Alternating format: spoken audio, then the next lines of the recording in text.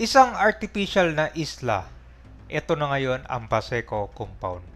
Dati halos bilang lang yung mga nakatira dito, mga less than 20, halos mga empleyado lang. Pero ngayon, isa na siyang residential area. At ngayon, meron ng bagong tinatambak, yan po yung sa Manila Bay Reclamation Project. Noong una, itinayo ito para sa kapunan ng mga barko. Dito nag-ooperate ang National Shipyard and Steel Corporation. Ginamit ang lugar na to bilang dry dock kung saan kinukumpuni ang mga malalaking sasakyang pandagat at gumagawa ng mga makinarya. Ito na siya ngayon na one of the biggest slum dito sa Manila. Marami ng pagbabago at ngayon magsisimula na rin yung paggawa ng bagong tulay. Ito po yung North-South Harbor Bridge. Kung dati dito sa Delpan Bridge tumadaan yung mga tao, ito gagawa na sila ng isa para rekta port to port ang daanan nito.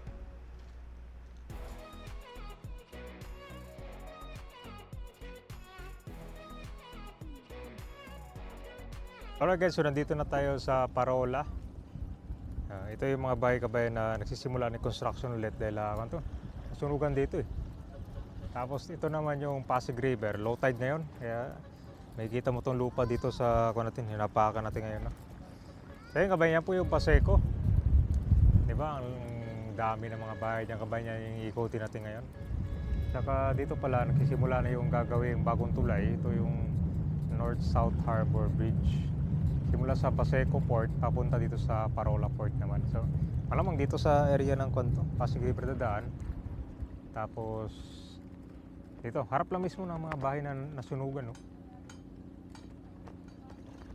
Ewan natin kung saan yung ruta ng tulay. No? Basta dito sa kanyang Parola ang designation yan kasi mga trucks, yung karamihan dadaan. Yung kasi existing na tulay kabayan, medyo congested na dyan. Yan po yung Delpan Bridge. Marami ng mga truck dumadaan dyan tsaka traffic. So mga totoong gawin nila bagong tulay para sa talaga, mga 10-wheeler trucks ang dadaanan. So malamang heavy duty gagawin ito. Ang malaki yan. Buo na rin pala yung dike ginagawa niyan sa Paseco.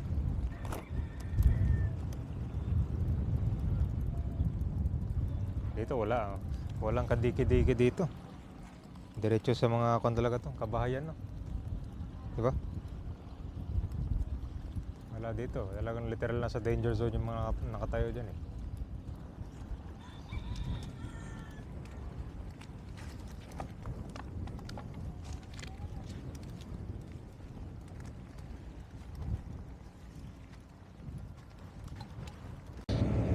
Kita tayo ngayon ng Paseco. Umiitim na tong tulay oh. Bagong pintura lang to nakaraan ah. Yun mo. Dahil siguro to sa mga tanso na sinusunog. Ito guys, marami kasing mga dito. Ang alakal. Hanggang sa pumangit na yung tulay oh. Napabayaan ng matagal oh. Grabe itim no.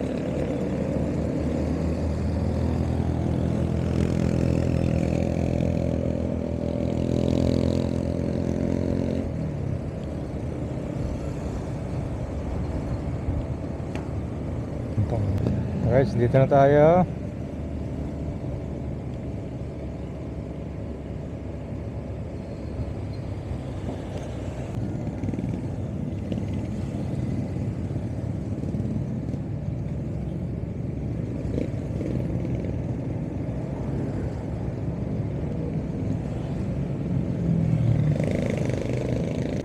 So dito guys, marami mga cargo terminal dito na patawid sa kabila.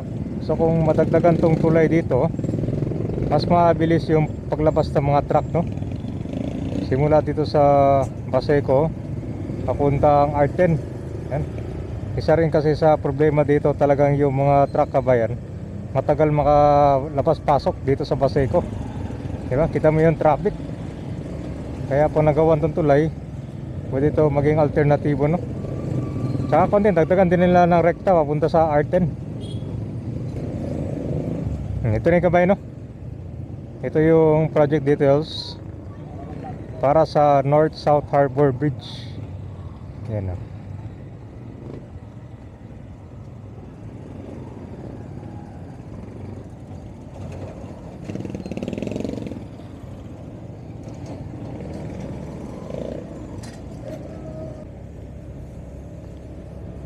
So ito na yung sitwasyon ngayon ng Paseco. Ang dami ng population dito, no?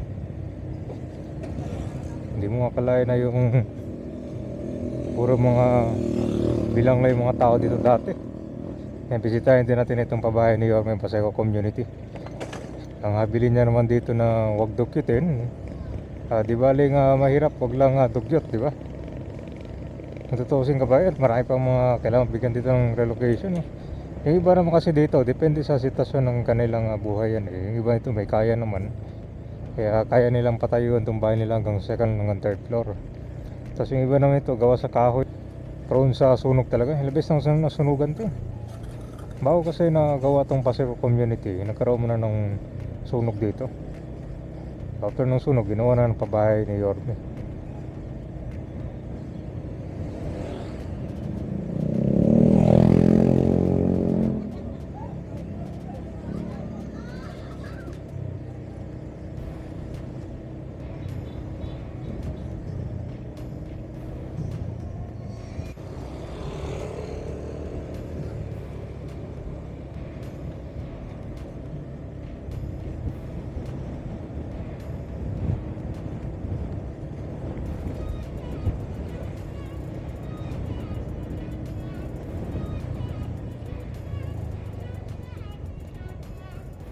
So isa, Paseco Community.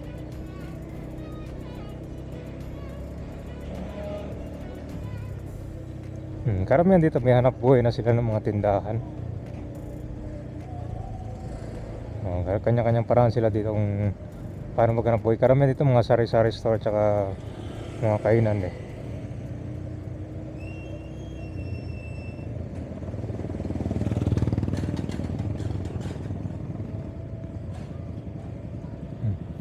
Tsaka meron na ring sariling fire station dito. Tapos na yata tong building, tingnan natin, ha. Madalas kasi nagkakaroon ng sunog dito, guys, eh. So ito, may sarili ng fire station. Malapit lang ito, oh.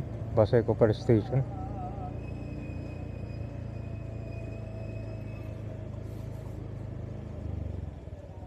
So tapos na pala to.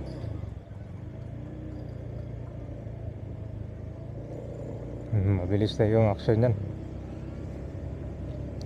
So kung dito meron maayos sa tirayan kabay, meron naman dito kailangan pang bigyan ng relocation.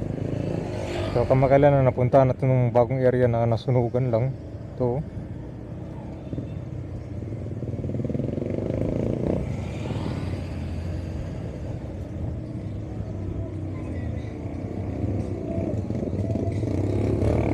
May mga sinaunang pabahay na dito. Ito yung pabahay daw ni former Mayor Joseph Estrada. Maliit lang itong mga bahay ito. Parang ko lang siya. Parang first floor lang. Parang bungalow type lang, eh.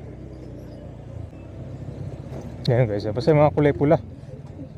Ito sa inyo, ha. Yung klase, oh. Simple lang siya, no?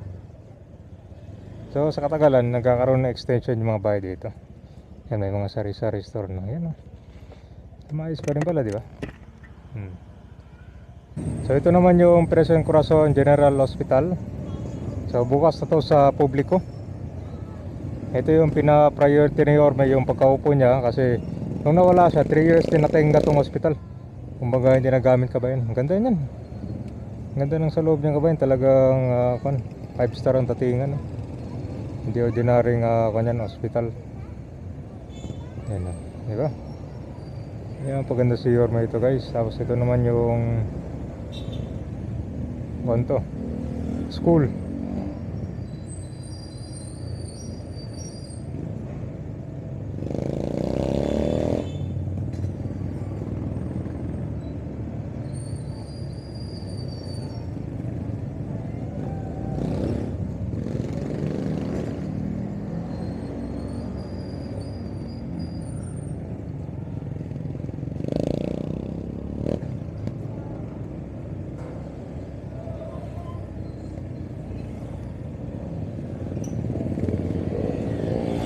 Meron na rin kon dito.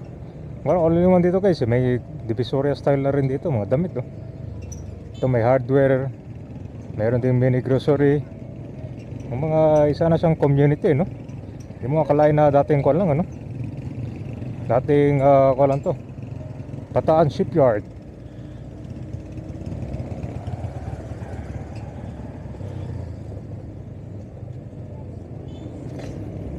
Bihira yung clearing dito. Ang huli yata ang clearing dito nung kasama natin ng MMDA eh. Ang dami natanggal ng obstruction. Eh lahat naman kasi ito mga kalat, illegal parking ah. Eh wala nang clearing dito eh. Parang nasa loob ka ng subdivision eh.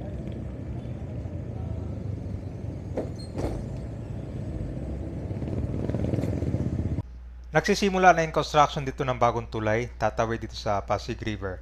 Yan po yung North-South Harbor Bridge.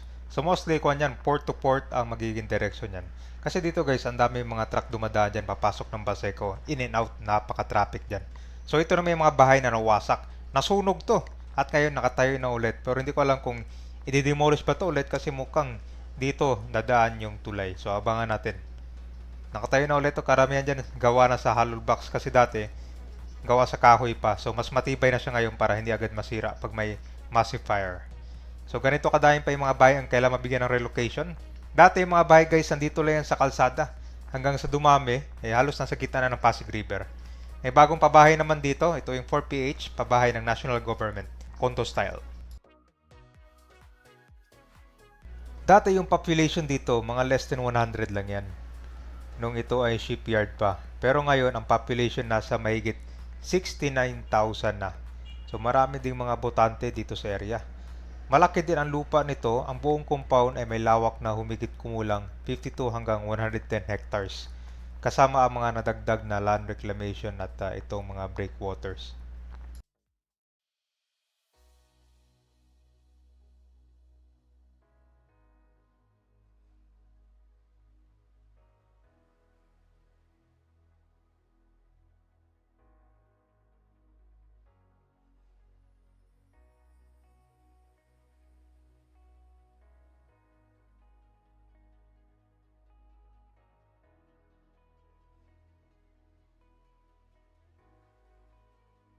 At ngayon naman meron ng bagong reclamation project sa likod lang yan, no? Yan yung sa Manila Bay. Grabe, kitang-kita mo na, oh.